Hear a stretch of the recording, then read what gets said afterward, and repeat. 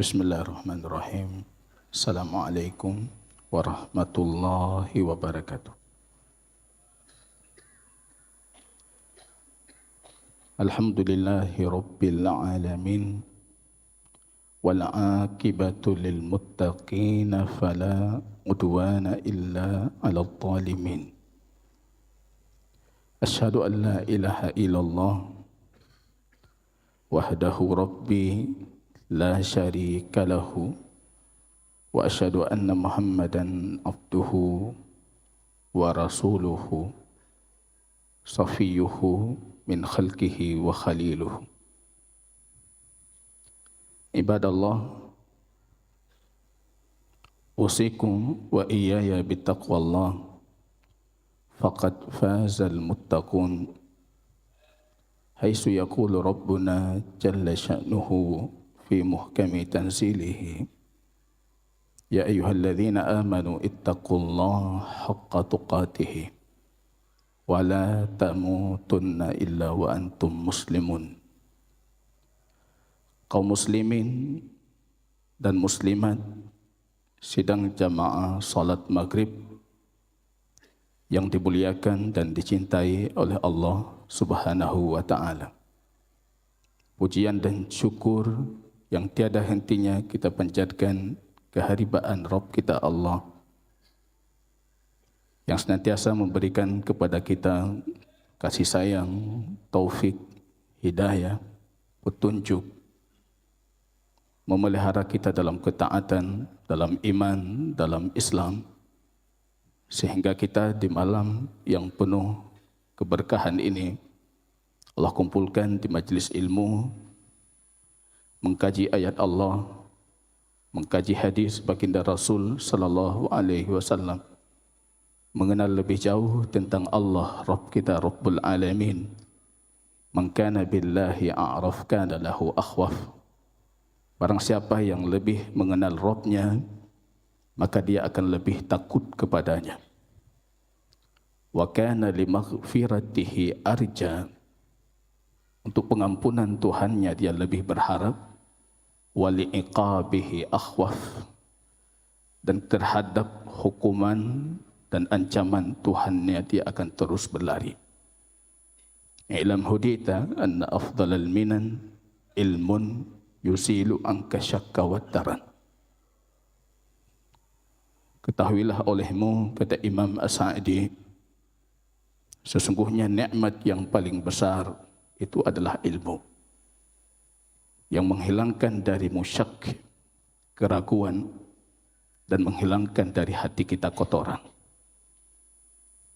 Walaysa kal ilmi qat, tidak ada yang seperti ilmu, baik mempelajarinya atau mengajarkannya. In hasunat an-niyah, kalau sekiranya niatnya itu karena Allah Ta'ala. Saya suka minggu yang lalu sebelumnya ada jamaah yang sangat saya cintai itu mengingatkan saya, Ustaz, sepertinya kajian kita malam minggu makin ramai. Tapi beliau menitipkan amanah, mengatakan, Ustaz jaga ikhlasnya. Karena yang kita ajarkan ini tauhid. Kalau sekiranya pembelajaran tauhid ini bukan didasari oleh keikhlasan, maka tidak ada efek apapun dari belajar tauhid kita. Lebih kepada teoritis, teori tanpa aksi di dalam kalbu kita. Mudah-mudahan Allah menjadikan saya dan kaum muslimin bagian daripada hamba-hamba Allah al-muwahhidin yang ketika wafat nantinya para malaikat itu turun silih berganti mengatakan la takhafi wa la tahzani. Jangan engkau takut terhadap apa yang engkau akan dapatkan, dan juga jangan engkau bersedih terhadap apa yang engkau tinggalkan. Mereka ahlul muttaqin, ahlu istiqamah di dalam dakwah tauhid dan petunjuk baginda Rasul Habib kita sallallahu alaihi wasallam. Kaum muslimin yang Allah muliakan, kita lanjutkan dengan izin Allah Ta'ala kajian kitab tauhid kita fi Tau'i Aqidati Al-Imam Asy-Syafi'i rahimahullah. Kitab tauhid yang berlandaskan akidahnya Al-Imam Asy-Syafi'i rahimahullah ta'ala. Berdasarkan pernyataan tulisan beliau atau statementnya Al-Imam Syafi'i yang dinukilkan oleh murid-muridnya tentang akidah yang kita akan berjumpa Rabb kita Allah Ta'ala dengan akidah itu. Kaum muslimin yang Allah muliakan, selesai berbicara tentang penetapan azab kubur, dan semua kita akan melalui itu nantinya, dan di sana akan kita bermula hari-hari akhirat kita.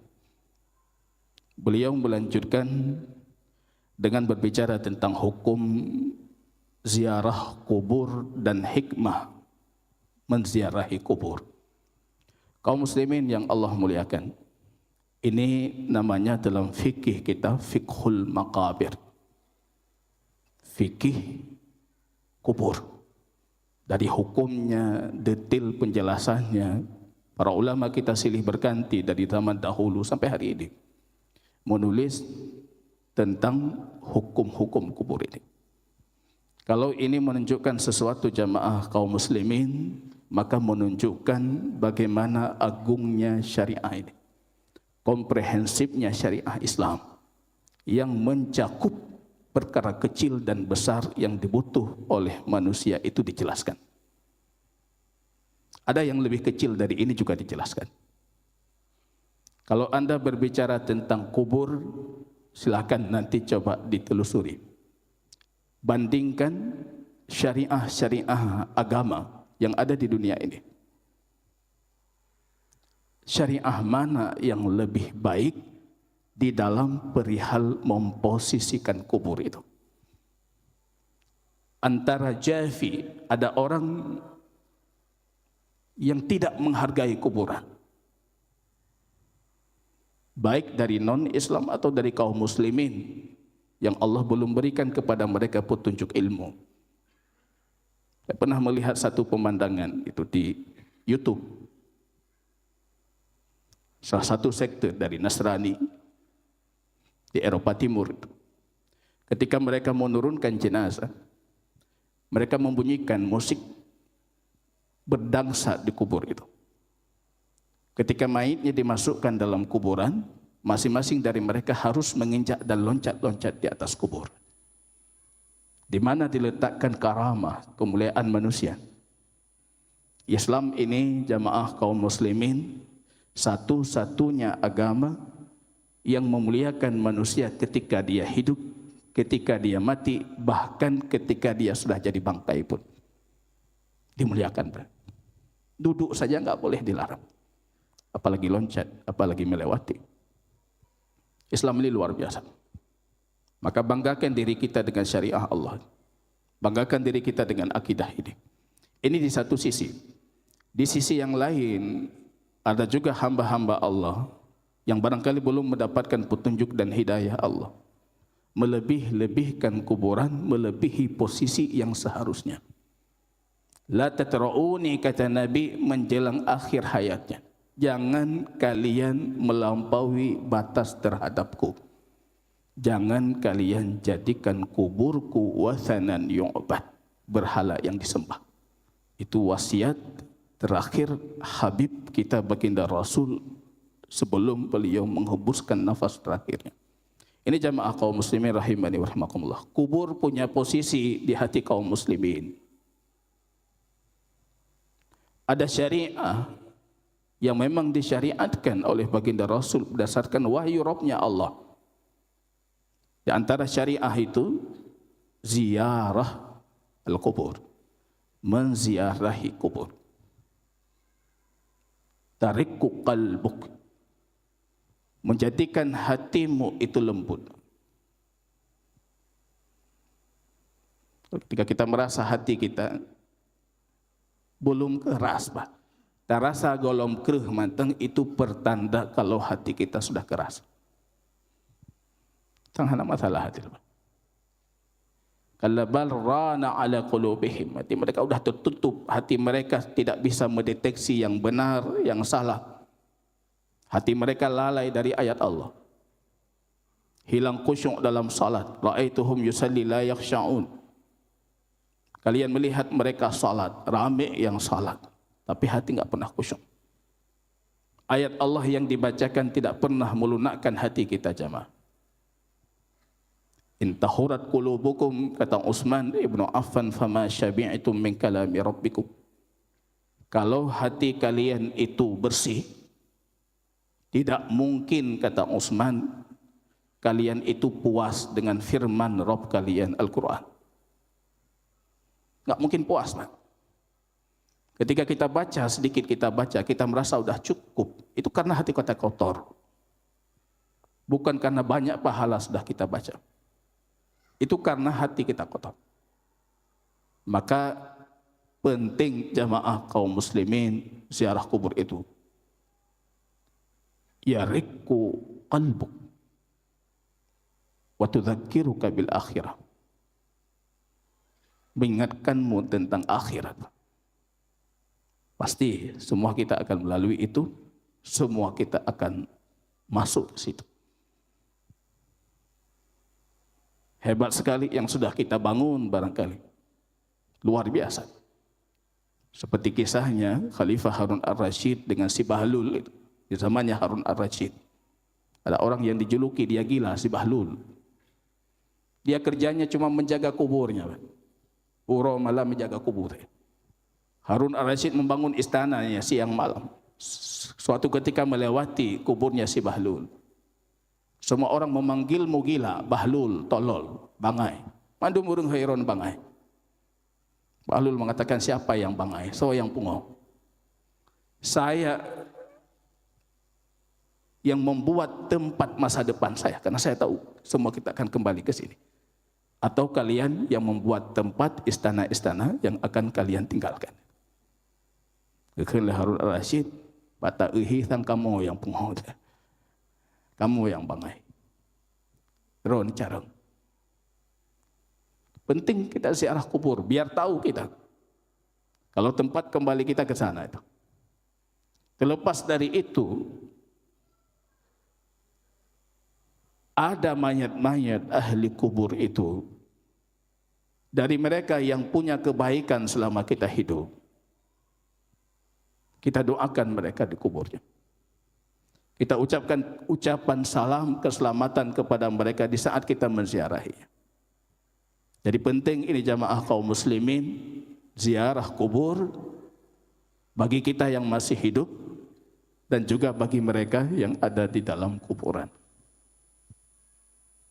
Jamaah kaum muslimin yang Allah muliakan. Hadis Buraidah ibnu Husaim radhiyallahu taala anhu, anna Nabiyya sallallahu alaihi wasallam qala, kuntu nahaitukum an ziyaratil qubur fazuruha. Aku dulu, kata Nabi, melarang kalian menziarahi kubur. Itu di awal-awal Islam. Ini bisa kita pastikan jamaah, semua dalil yang menunjukkan keharaman ziarah kubur itu dalil-dalil yang mansukh, sudah dihilangkan, sudah dihapus. Jangan berdalil dengan dalil yang sama lagi. Karena kalau kita baca literatur Islam klasik, banyak ulama besar yang mengharamkan ziarah kubur sampai hari ini maksudnya. Dan dalil-dalil mereka semuanya dalil di awal-awal Islam. Laknat Allah untuk yang menziarahi kubur, jangan ziarah kubur. Bahkan Imam Asy-Sya'bi mengatakan, wallahi kalau sekiranya ziarah kubur itu boleh, maka aku akan menziarahi kubur putriku. Dengan keyakinan beliau ziarah kubur tidak boleh, putrinya yang wafat tidak pernah diziarahi. Padahal beliau rindu itu. Dalil yang beliau gunakan, dalil yang sudah dimansuh. Maka kita ambil pandangan mayoritas para ulama, bahkan dinukilkan ijma' oleh para ulama. Khusus untuk laki-laki. Ini ijma' khusus laki-laki. Kalau perempuan masih diperselisihkan hukumnya. Khusus untuk laki-laki, ziarah kubur itu sunnah. Kalau madhab Abu Daud Al-Zahiri wajib minimal setahun sekali. Karena perintah. Beliau memahami perintah setelah larangan itu kembali ke hukum asal perintah, wajib. Tapi kalau mayoritas para ulama itu yang sesuai dengan kaidah usuliyah, perintah setelah larangan itu hukumnya mubah. Kenapa kita katakan sunnah? Karena ada dalil-dalil yang lain yang sangat banyak menunjukkan anjuran menziarahi kubur. Maka kita naikkan level hukumnya dari mubah jadi sunnah. Ini yang paling kuat, yang ijma' para ulama. Bukan satu kali dalam satu tahun.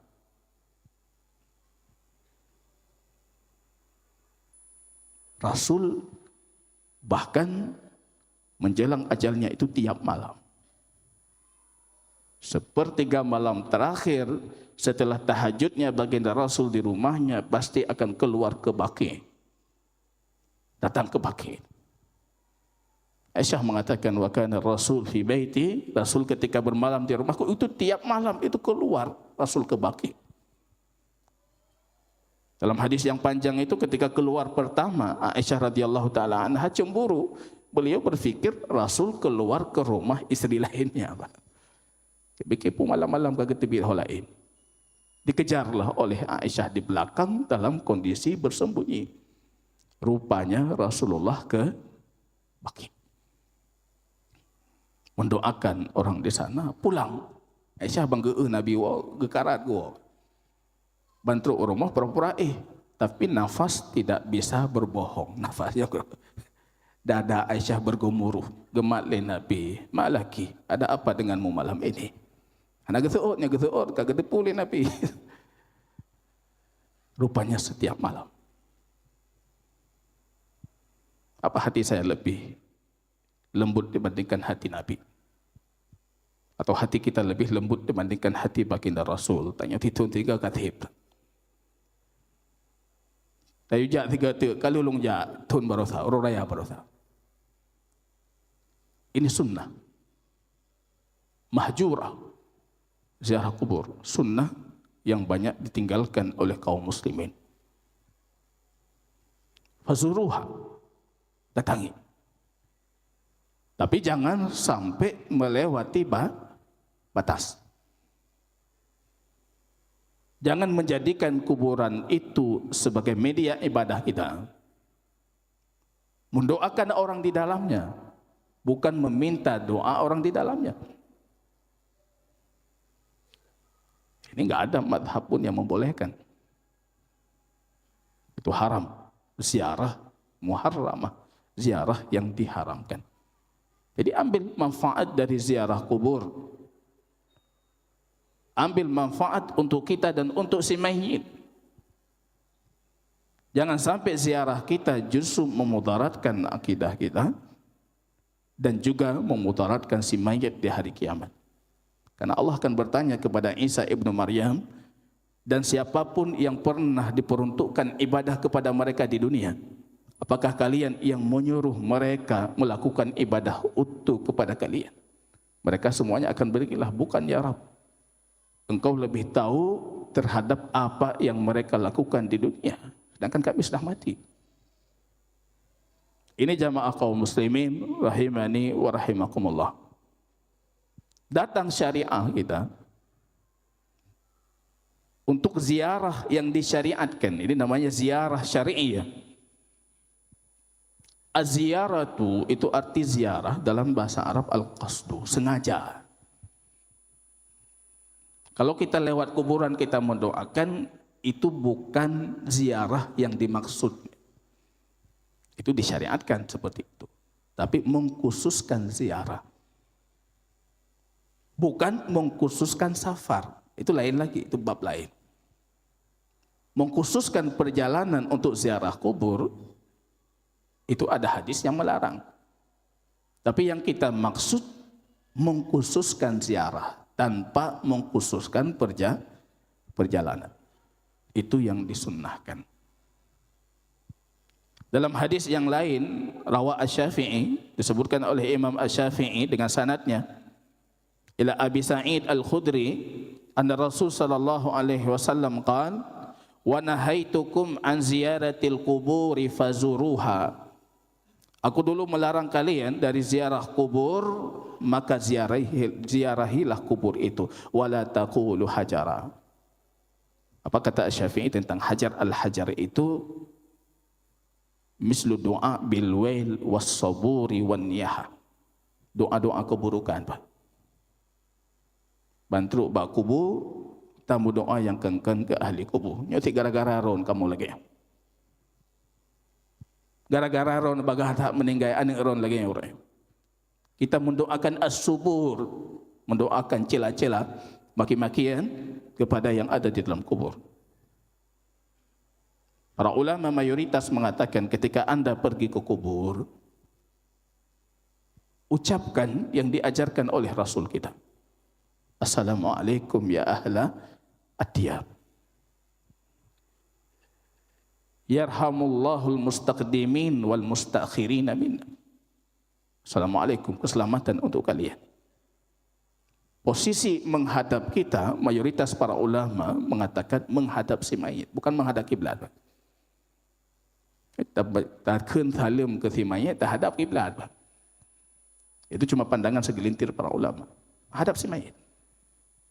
Dalam riwayat yang sahih, ruh itu ada tempat-tempat dikembalikan kepada si mayit dalam kuburnya. Salah satunya ketika datang orang menziarahinya. Maka kita mengatakan Assalamualaikum. Didengar apa? Dia mendengar dengan izin Allah. Itu alam barzakh. Kita tidak punya ilmu tentang alam itu. Assalamualaikum ya ahlad diyar. Yarhamullahul mustaqdimin. Yang sudah mendahului kami, semoga Allah menyayangi mereka. Yang akan datang belakangan juga, semoga Allah menyayangi mereka. Inna bikum insyaallah lahikun. Dan kami akan mengikuti kalian dengan izin Allah nantinya. Bentakkeun nyan mentang kathib. Hati kita sudah pasti melunak. Akidah Ahlus Sunnah wal Jamaah. Semua kebaikan yang dilakukan oleh sanak famili si mayit itu memberikan manfaat untuknya di dalam kuburnya. Manfaat tidak langsung. Dari kegembiraan, Pak. Kenyamanan, ketenangan. Dan begitu juga sebaliknya ketika sanak familinya melakukan keburukan. Saya terunguh ketika ada satu jamaah yang menyampaikan. Saya awal waktu udip ya halun, ketika bapak saya masih hidup, saya melakukan banyak hal yang haram-haram. Karena saya tahu, ayah saya nggak tahu itu. Dia nggak tahu kalau saya melakukan itu. Ketika saya mendengar ceramah Ustadz, si mayit atau orang dalam kubur itu bisa mendengar itu. Hari ini saya takut melakukan yang haram-haram. Karena ayah saya sudah wafat. Saya mengatakan itu bentuk berbakti kepada orang tua yang luar biasa. Kalau semua kita yang punya keluarga sudah wafat, kita menyadari itu, umat ini akan baik insya Allah. Kenapa kamu tahan dari maksiatmu? Kenapa kamu meninggalkan kewajiban Rabbmu? Rupanya kita sadar orang tua kita sedih dengan yang kita lakukan di dalam kuburnya. Ini berbakti yang luar biasa. Nah, dan ini jadi satu PR penting bagi kita yang kadang-kala ketika orang tua kita masih hidup, kita kurang berbakti. Ini jamaah kaum muslimin disunnahkan ziarah kubur. Bagi laki-laki sepakat bahkan ijma' para ulama. Konsensus para ulama. Yang diperselisihkan itu ziarah kubur bagi wanita. Ada hadis. La'anallah zuwaratil kubur, kata Rasul. Allah melaknat wanita-wanita yang menziarahi kuburan. Hadisnya sahih. Dan ada beberapa hadis yang lain. Namun jamaah kaum muslimin, kita dapati juga dari satu sisi yang lain banyak sekali hadis yang menunjukkan wanita di zaman Rasul menziarahi kubur. Salah satu hadis Muslim, Aisyah bertanya kepada Rasul, "Ya Rasulullah, ketika kami menziarahi kubur, apa yang kami katakan?" Rasul mengajarkan doa mengucapkan salam di kuburan. Kalau sekiranya wanita tidak boleh menziarahi kubur, Rasul akan melarang. Hana porno gelarang baik aja. Tapi diajarkan, menunjukkan bahwa boleh. Ada wanita yang punya satu anak dari Bukhari Muslim. Dia punya satu anak dan satu anaknya rupanya Allah wafatkan. Dia dikubur anaknya. Datang Rasul di belakangnya mengatakan, "Ittaqillahi wasbiri." Kamu bertakwa kepada Allah dan hendaknya kamu sabar. Wanita ini enggak melihat siapa di belakang. "Zahzi anni fa innaka lam tusib bi musibati." Pergi sana, baik kenapa? Kamu belum tertimpa musibah seperti musibahku. Hana getepu Rasulullah likur. Dipegah mangat. Ron hana tigenang musibah lagi musibah lum. Rasulullah nyatanya konta tari urak lebar. Rasulullah langsung berangkat pulang ke rumah. Rupanya dalam hadis wanita itu dikabarkan kepadanya, tadi itu Rasulullah. Pergi dia mengejar baginda Rasul ke rumahnya. Rupanya mengatakan rumah Rasul itu tidak ada penjaga dan pengawal di depan pintu rumahnya. Kita bisa mengucapkan salam, dipersilahkan langsung masuk. Begitu sederhananya Rasulullah. Rasulullah cuma tersenyum. Rupanya orang itu mengatakan, "Ya Rasul, lam akun a'rifuk." Aku tidak tahu kalau di belakangku itu adalah engkau. Rasul mengatakan, "Innama sabru inda sotmatil ula." Sabar itu ketika awal tertimpa musibah, Pak. Kenuronyo, Pak. Tanya kalau orang lu musibah baru tekan katabalung alhamdulillah sak katabalnya hanali pahala, Pak. Pahala sabar itu ketika Anda ditimpa musibah, bagaimana sikap dan reaksi Anda terhadap musibah itu. Innama sabru inda satmatil ula. Ini juga sebagai dalil disebutkan oleh Al-Imam Syafi'i dan mayoritas para ulama, boleh wanita menziarahi kubur. Atau makruh. Banyak para ulama yang condong kepada makruh, tapi tidak ke level haram. Selama wanita itu yakin akan kondisinya. Karena kita khawatir wanita ini perasaannya main. Nanti di kuburan dia akan melakukan apa yang Allah haramkan. Kalau dia yakin mampu menjaga itu, mampu melakukan sunnah ziarah kubur, maka silahkan mereka menziarahi kubur. Karena yang keras hati bukan cuma kita laki-laki, urinang berat lomba. Perempuan juga butuh itu. Tapi harus berilmu dulu. Harus betul-betul berilmu dan yakin akan kondisi hatinya. Dia tidak akan melakukan apa yang Allah haramkan. Tapi yang jauh lebih penting dari itu, ini kasus yang sering heboh belakangan ini. Kuburan palsu. Jadi kalau mau ziarah kubur, pastikan dulu ini kuburnya asli atau palsu. Karena kapadumboh kuburan kai cungke, rupanya palsu. Sejarah Islam yang panjang tercatat banyak sekali kuburan-kuburan palsu. Kuburan Nabi Nuh di Lebanon, kuburan Nabi Hud di Suriah, dan tidak ada satupun riwayat untuk kuburan Nabi selain baginda Rasul Muhammad Sallallahu Alaihi Wasallam. Yang lain nggak ada itu riwayat. Itu ditemukan semuanya kalau ditelusuri setelah abad ke-7. Abad ke-7 baru diterima. Tidak ada. Pastikan dulu itu kuburan betul-betul atau cuma kuburan musawwar, kuburan palsu. Urun tanya mangga tak pengen, takuh juruk baju, taglang tu hijau putih. Sebagainya kuburan ulama, wai. Teruk je urun, tinggal kata urun, Pak. Maka pastikan dulu. Buktikan dengan bukti historis yang sahih, riwayat yang sahih, kalau itu memang kuburan aslinya yang baru boleh kita ziarahi.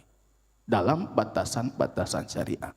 Qala al-Imam Asy-Syafi'i rahimahullah, idza zurta tastaghfir lil mayyit.